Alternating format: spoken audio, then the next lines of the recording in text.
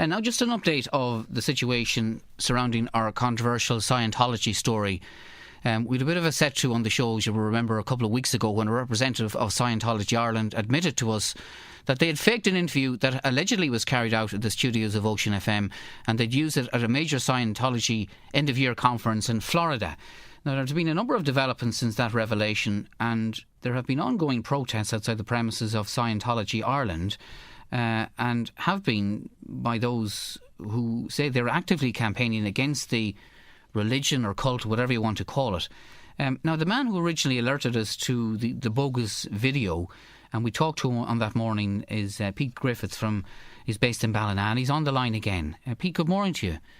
Good morning, Niall. How are you? And the point we're trying to make here is that what happened a couple of weeks ago and all the publicity that created is not unusual. There are ongoing demonstrations, for want of a better word, against the work of Scientology and the work of Scientology Ireland. Is that right? That's absolutely true. And this next one in February will be the 6th anniversary of when these protests began. So that's 6 years of monthly consecutive protests about Scientology's fraud and abuse. But I mean, you described yourself when you were on our show a couple of weeks ago as was it an anti-Scientologist? Is that what you called yourself? Yes, I am an anti-Scientologist in that I deplore the fraud and abuse and things like they tried to pull 2 weeks ago with you guys, with the BBC, Radio Foyle, with the local newspapers.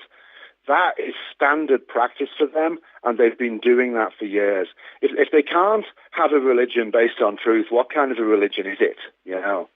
Right, and why do you go to Dublin for these protests? I do. I head up there once a month. Yeah, absolutely. And you feel that strongly about it that you would actually head up to Dublin all the way from Mayo up to Dublin totally. and demonstrate outside their offices, is it? And I'll stand there all day in the rain or the cold, holding a sign and talking to people who go by in the street and warning them basically about what Scientology actually really is.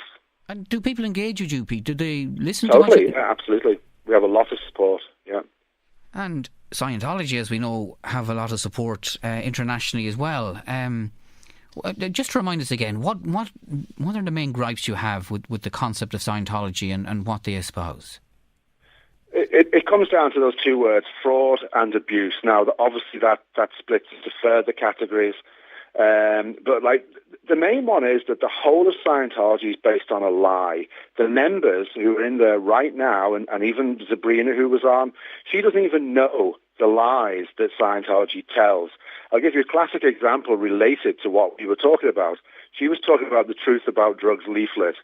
It's published in the United States. It's got a website address. It's got no contact numbers in Ireland. It's actually doing nothing to help the problem of drugs in Ireland. They are handing out the leaflet to make themselves look good, not only in the eyes of the public, but primarily in the eyes of their own members. Now, the Truth About Drugs campaign is actually sponsored by a Scientology front group called Narconon. Narconon itself is in serious trouble, which is probably why they're pushing the Truth About Drugs leaflet to try and, undo the damage that's been done. As well as people have lost their lives in Narconon over the last few years. But even no matter, even if Truth About Drugs is a front for a Scientology or whatever it is, so what? I mean, if it helps even one person to... get off drugs or end their habit, is it not worthwhile? It actually doesn't. If you go to the website, Sabrina herself says that she got off drugs by drinking alcohol. Okay, now she said on the show that Scientology helped get her off drugs. On the website, she says it was alcohol that helped her. She doesn't even mention Scientology because they're trying to keep Scientology mention Scientology off the page. It is deception. It's utter deception, and you've seen an example of it. Okay, but the point is, nobody is forced to join up the Scientology organisation. It's free will. If you want to get involved, fair enough, and if you don't, you don't. So they're not doing anything illegal. So what's the problem then? With regard to that last remark, I would sort of take exception with that one because they are doing things illegal. In France, they've been convicted of fraud, extortion, invasion of privacy, and practicing medicine without a license. Like, if I give you advice on medical matters as a friend, that's one thing. As an organisation, telling people to stop taking medication, that's another thing. That's an entirely different thing. The organisation, they call themselves a religion. They're not a religion. It's not even a cult. It's actually a criminal racket. Well, and this will be proved as the days go on, right, and they will end up in court. Okay, well, as you know, and as you rightly say, there are cases pending all over the world, but where aren't there court cases in relation to any major organisation? But the point I'm making is you're protesting on the streets of Dublin outside their offices. But they're not physically pulling people in and signing them up to be a Scientologist. Actually, they do. They have a sign outside that offers free stress tests. In actual fact, they don't measure a person's stress. The whole purpose of that is to sell a person a book. And going back to what you said, people do join of their own free will, and you make decisions at every step along the way to go further in, do this course, buy that book. But you are being controlled every step of the way. It doesn't, a little bit of research will show how Scientology does control and manipulate people, and that's what's going on. Yes, you are making the decisions, but they are controlling and manipulating you all the way. Was it you, Pete, just to refresh my memory, was it you who told me that your brother is a member of Scientology? That's right.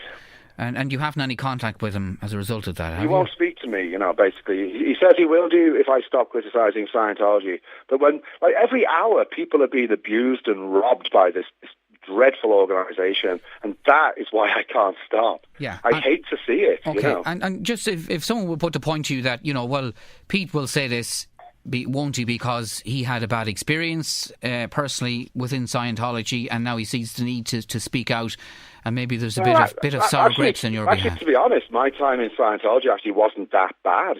It's only since I've left I've discovered what's really going on. And I had quite an easy time of it. I lost some money and I lost my house and car. But really, other people have actually lost more than that. There was a suicide in Clearwater last week. That's where they have their headquarters in the States.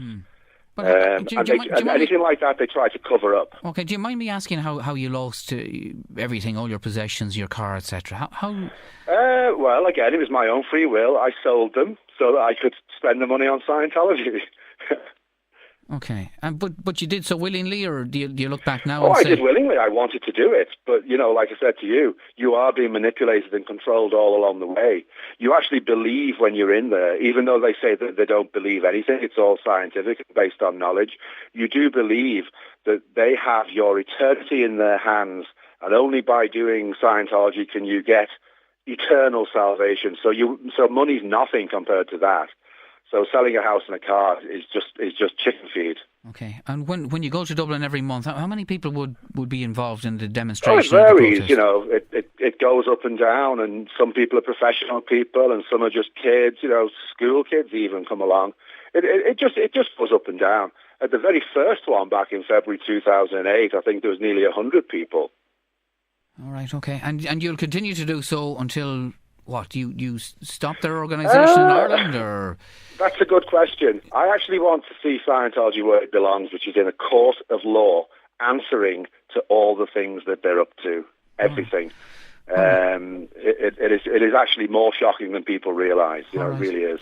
Pete, thanks for joining us with that update. We're just curious to follow up on what we discovered a couple of weeks ago. Pete Griffiths there from Ballina in County Mayo. It's 13 minutes now to 11.